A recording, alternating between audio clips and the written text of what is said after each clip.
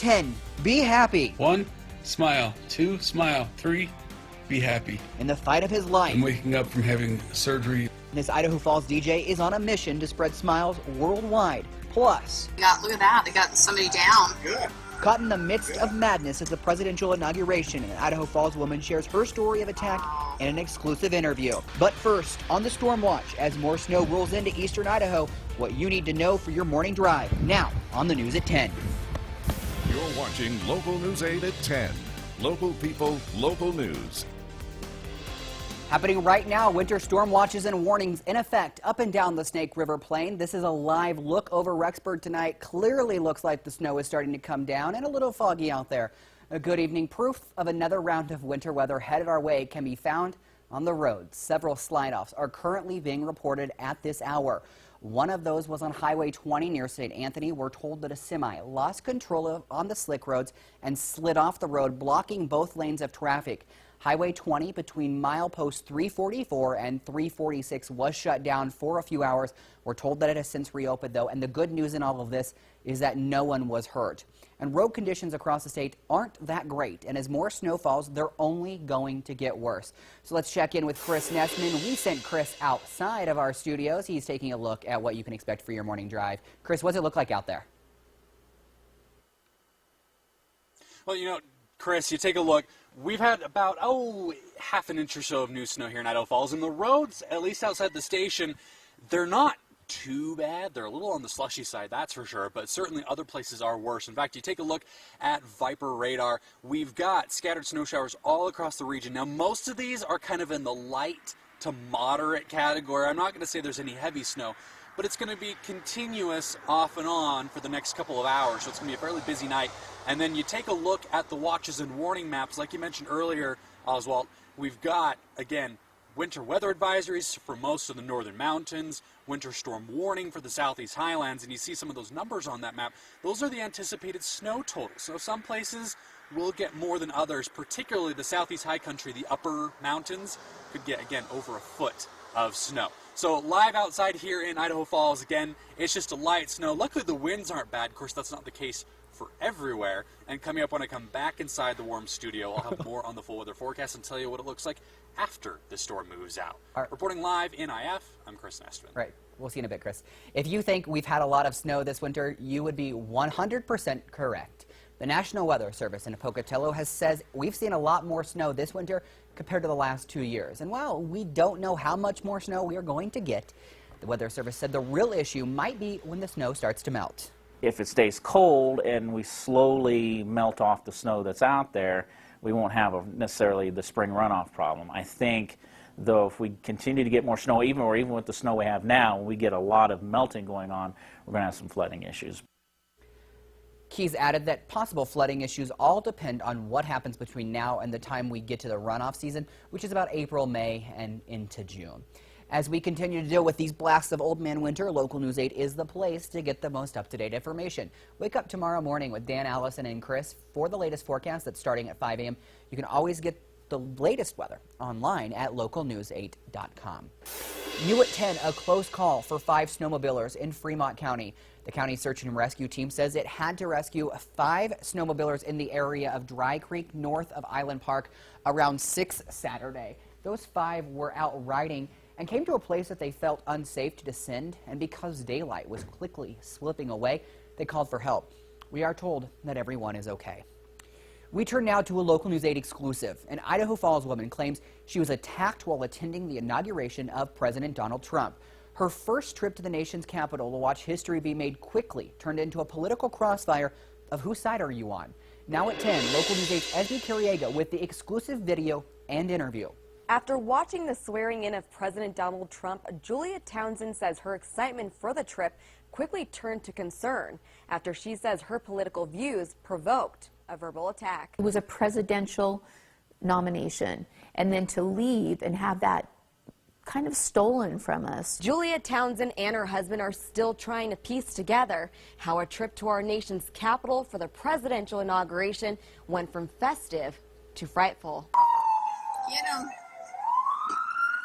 Shortly after the swearing-in, anti-Trump protesters took to the streets of D.C. A lot of the shop owners, as we were walking down the street, began to close up They their did. business. They shut it was- down. Whether it was a restaurant, a Starbucks. They were all closed. All the eateries. stores were, all the shop, everything was shutting. Cell phone video captures a group of protesters ahead of Julia and her husband, but not caught on video. Moments before was a stranger in that group who nudged Julia. Yeah, Mom.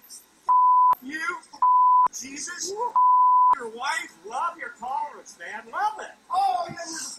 Jeff Townsend recounts the moments that led up to that heated confrontation. You could definitely feel an energy shift. You could feel it on the street with the protesters. You could feel it on the street with the cops. They have an idea of what may have caused the assault. This prompted it. Absolutely. Yes. Yeah, absolutely. Well, that's what gave them the cue that we were Trump. We weren't protesters. We were Trump supporters. The situation leaving a lasting effect on the Townsends. I don't expect everyone to have the same view that I have. In fact, it really sent a message to Jeff and I was telling him this. I said, we have not been Obama fans, but he is still our president because we're Americans. So I think all of us as Americans need to get behind our president. We don't have to agree with everything the president, all the policies, but to be violent and to hate somebody because of their political views, which side it is, I think is very unfortunate. I really think that we all have to have mutual respect, mutual tolerance. Julia told me they witnessed the women's march the next day and only saw peaceful protesters. Julia and her husband were not injured during the confrontation. In the studio, I'm Esme Curiega. Esme, thank you. And staying with politics, as the 45th president begins his term in office this weekend, he has not been greeted with the welcome wagon. An estimated 2.5 million people took part in the Women's March Saturday. At protests in Idaho Falls and Pocatello, nearly 2,000 people took part in the peaceful protests. In Driggs, a fight dominating the headlines of the march there. Joanny Gonzalez was driving by when she was stopped in the middle of the road because this fight broke out. She says the man in the brown sweatshirt was driving by yesterday's march in Driggs, got out of his car, and started punching protester signs. Police are investigating, and no arrests have been made. Our coverage of the new administration continues in just a few minutes. Coming up at 10:14, a look at day 2 for President Trump and why the 45th president is having trouble getting his nominees approved. Developing news out of Texas at this hour. A manhunt is underway for a second suspect in a deadly shooting at a mall in San Antonio. City officials say one person was killed and 6 more was injured at the mall. One suspect is in custody, but police are still looking for a second one. And let's head to Utah now, to West Valley City, where a 14-year-old girl is in stable condition after being shot in a parking lot of the mall there. Police are still investigating this case, but they do believe that it may have been gang-related. United Airlines is back up and running tonight after a brief halt of all flights earlier this evening. The airline halted the flights after an IT issue caused several computer problems. This isn't the first computer glitch to affect the airlines. In October, United flights were delayed for hours because of a computer problem then as well. Tonight, the community of Driggs is preparing for a population boom. 14 of the world's best sled dog racers. They're headed to town next week for the Pedigree Stage Stop race. This is the largest sled dog race in America outside of the Iditarod in Alaska. This is video from the race in 2015 as they rolled through Jackson, and that's where the race is going to start on Friday. The racers will make their way to Driggs, and they'll crash there for the night. The race will finish up on the 4th of February in Uinta County, Wyoming. Now to a story that is sure to make you smile. A couple of Eastern Idaho pals are teaming up and doing acts of kindness around the country. New tonight, local News 8's Steven Casahun talked with those behind the pursuit of restoring faith in humanity. Hey Pursuiters, this is Matthew. Hey guys, with your co-founder Colton Alplenalp, Luke Jeffson, and Ryan Creer. 2 founders on a mission. Hey. Today we have something super special.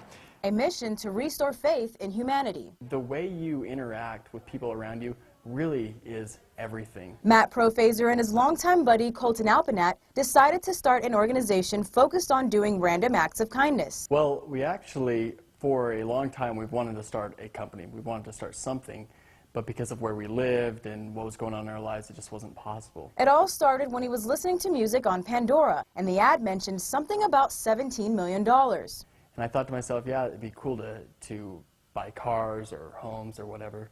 And then it occurred to me that what good would that really benefit anybody else? And then the next thought that goes through your mind is donating to charity and all that. And before you know it, Matt quit his day job as a carpet cleaner and began to pursue his passion for giving back to others. The idea of Pursuit of Restoring Faith in Humanity came to him in October 2016. Then he and Colton launched it in November. We hit that 200 likes after we got all our family and friends to like the page. And right after that is when we did a video. It was actually just a Facebook Live video where I hopped on live and just went out and I was brushing the snow off of the cars in the Rexburg, Idaho hospital. Now, with over 4 million views and about 50,000 Facebook likes later, Matt is ready to take his organization to the next level. I just really hope that everybody understands it doesn't take a lot to make a difference. And it doesn't stop there. Next month, Matt and Colton are headed to New York to do a 4-day collaboration.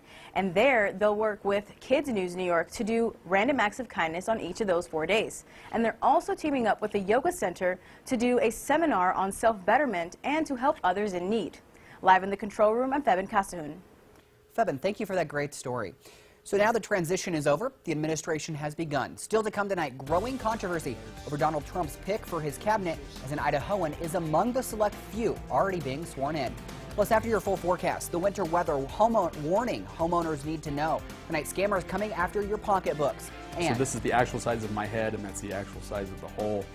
He's a man who's overcome all odds. Tonight, the Idaho Falls DJ working to spread happiness worldwide as he fights a life-threatening condition. But as we go to break tonight, here's a look at your highs and lows.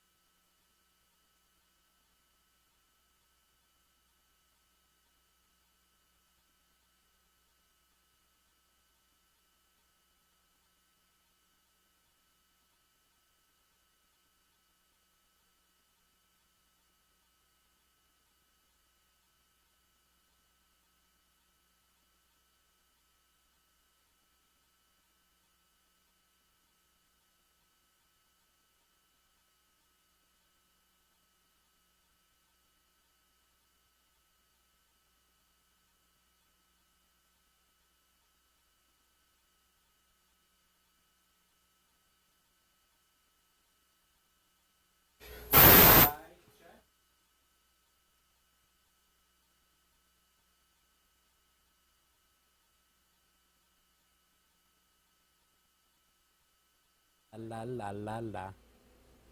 Hello.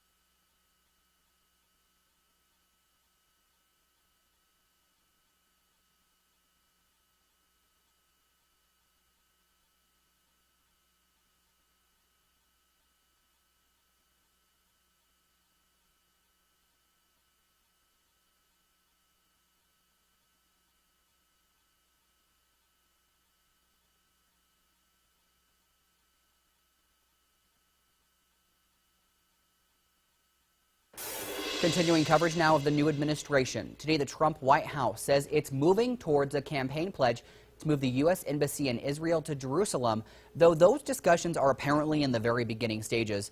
Mr. Trump also told reporters during a swearing-in ceremony for his senior staff that he has meetings set up with the leaders of the UK, Canada, and Mexico. Mexico has been terrific, actually terrific, and the president has been really very amazing, and I think we're going to have a very good result for Mexico, for the United States, and for everybody involved.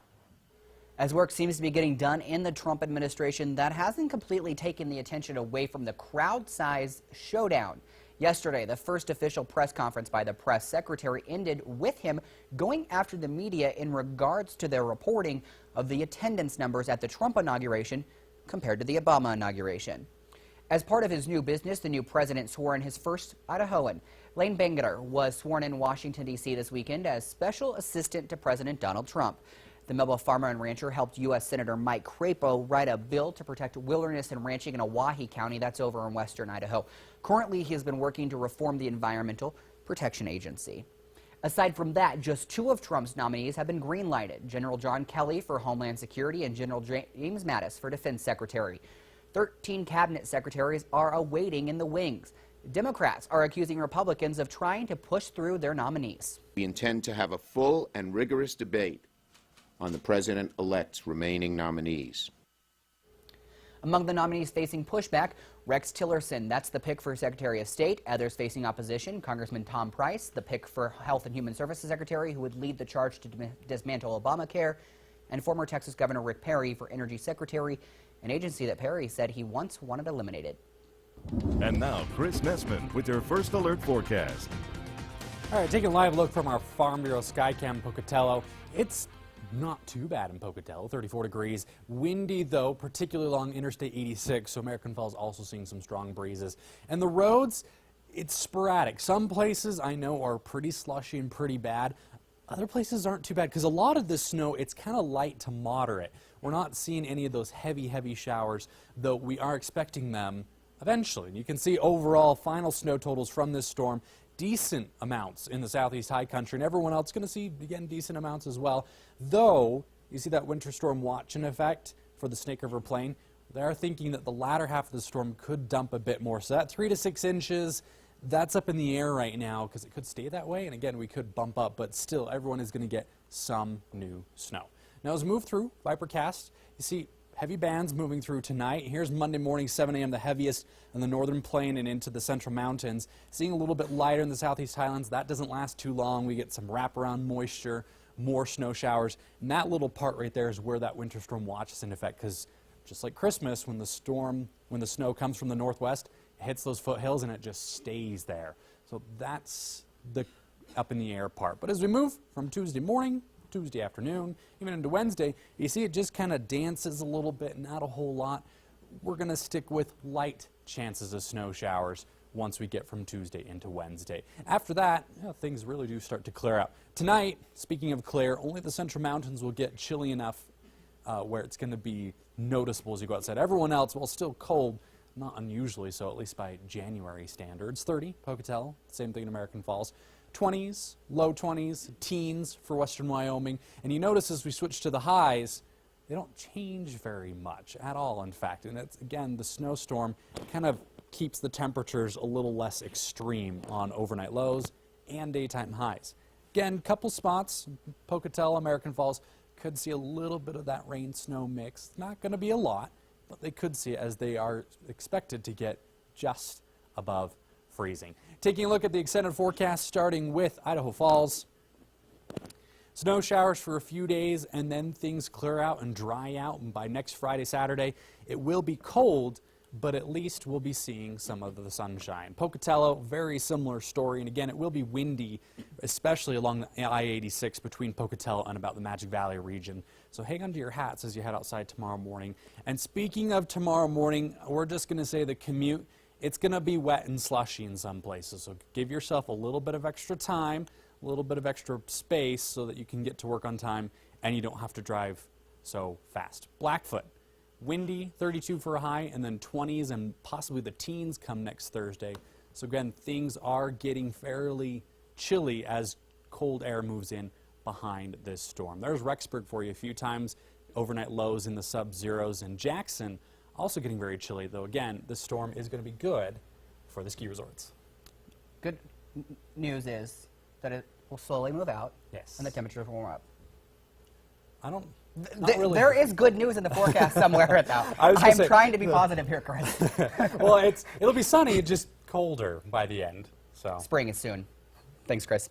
We are now turning to the deadly tornadoes in the south. 16 people are dead as a result.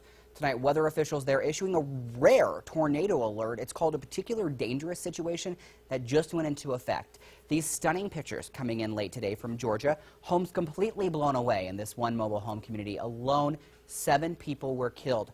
Officials have not confirmed the strengths of the storms yet. Now a winter warning for anyone who pays a utility bill. Scammers are taking advantage of our recent storms to get you to pay up. ABC's Ariel Reshef with this warning in the Consumer Report. Tonight, a scam sending a chill through thousands of homes and businesses in the coldest months of the year. You will need to bring a total amount of $874.92 for the payment in cash. I'll do that right now. Perpetrators posing as utility workers, threatening to immediately cut off electricity if you don't pay. They sounded just like innocent. I totally freaked out. All I could imagine is them turning off the electricity, and it would be a terrible hardship on my tenants. Trent Jones lost nearly $2,000. When the phony power company called back, he was recording.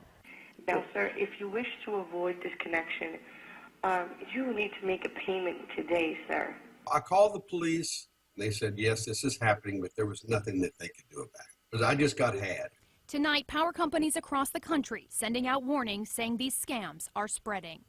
The Federal Trade Commission says if you receive a suspicious call, hang up and contact your provider. And remember, your electric company will never ask you to load money onto a prepaid card. Ariel Reshef, ABC News, New York. Life is full of ups and downs. For some, the way we overcome those downs is by looking up. Coming up next, the local radio DJ fighting for his life with a smile and a message of happiness.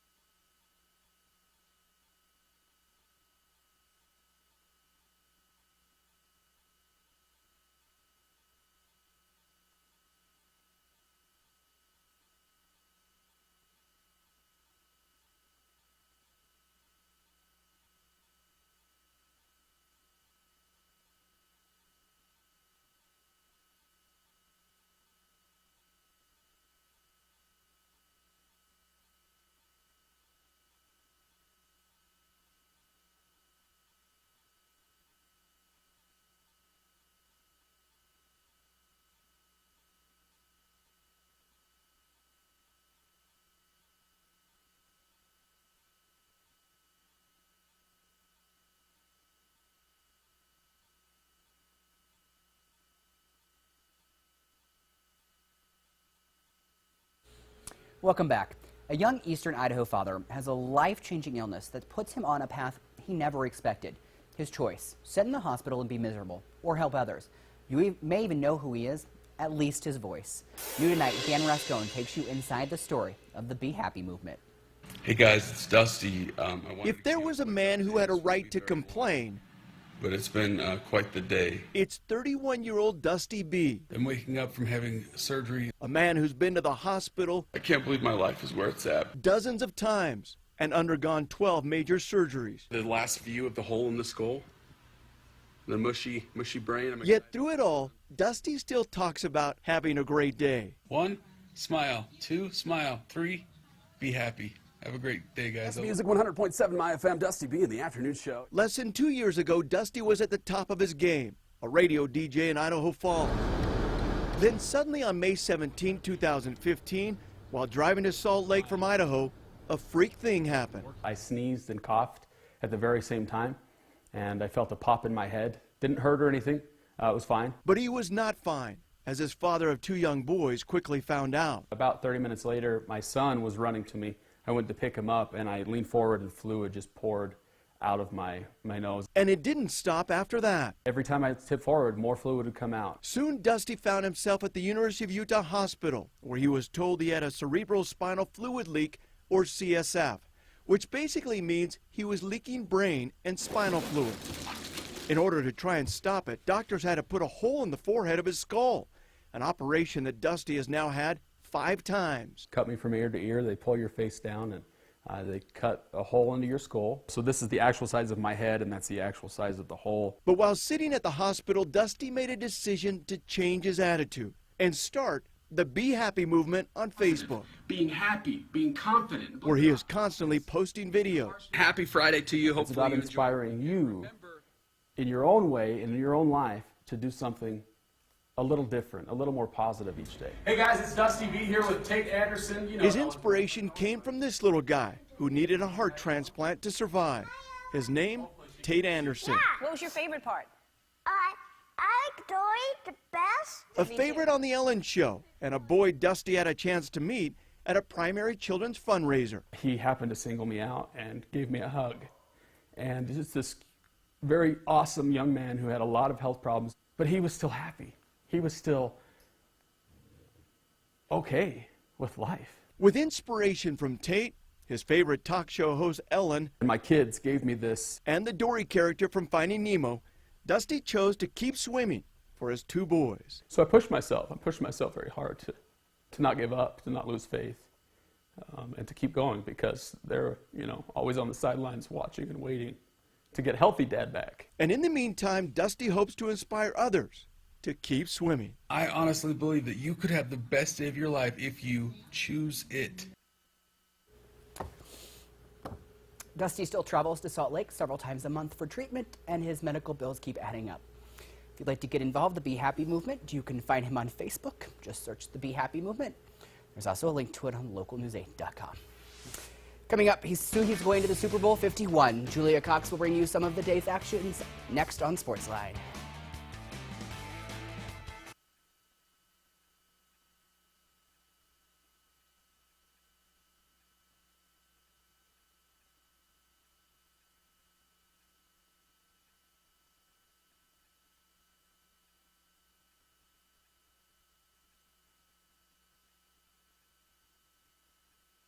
Hi. Oh, I feel like I have heard Allison.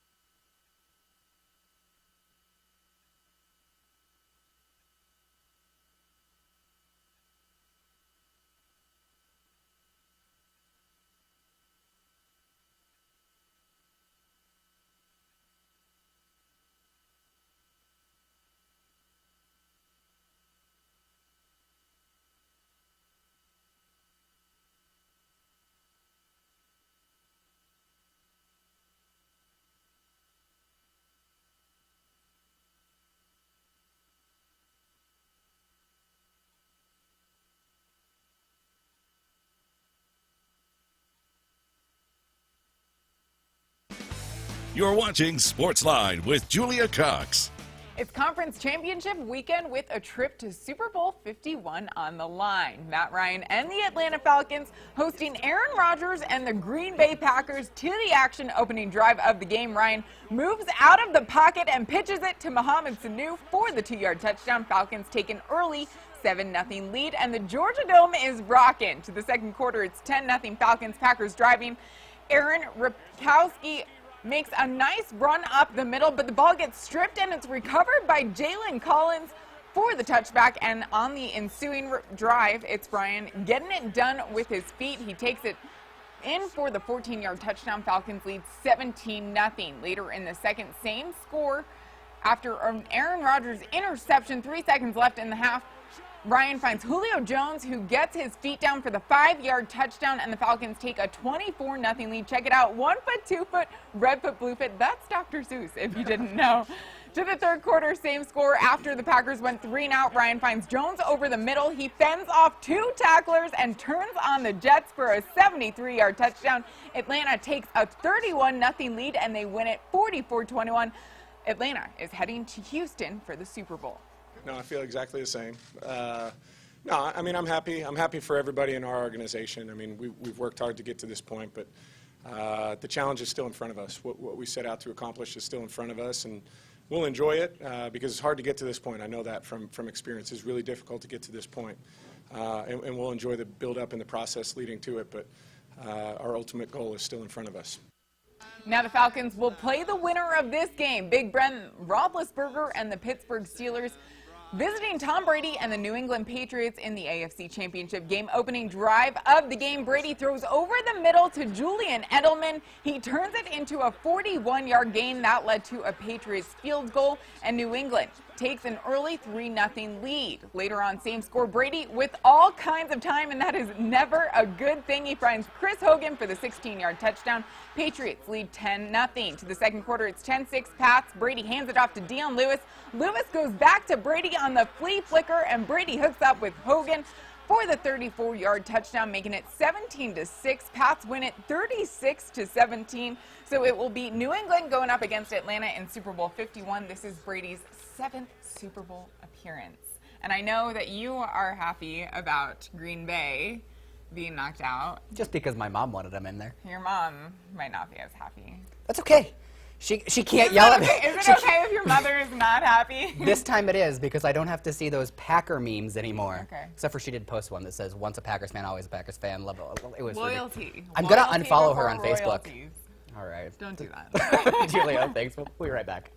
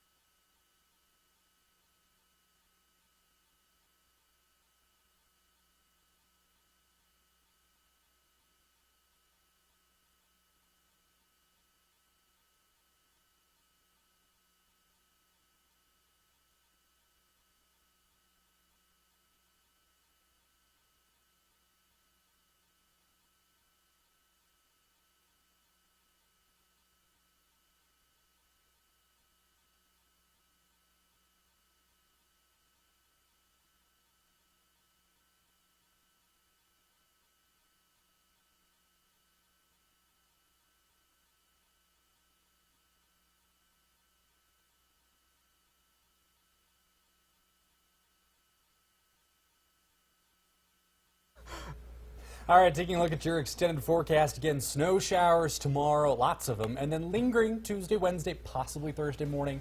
That's optimistic, though. And then chilly temperatures for your weekend with some sunshine. It's cold again. It is, it is. You can get the latest forecast tomorrow morning with Dan, Allison, and Chris, 5 a.m. We'll see you back here next week. Have a good night, everyone. Bye.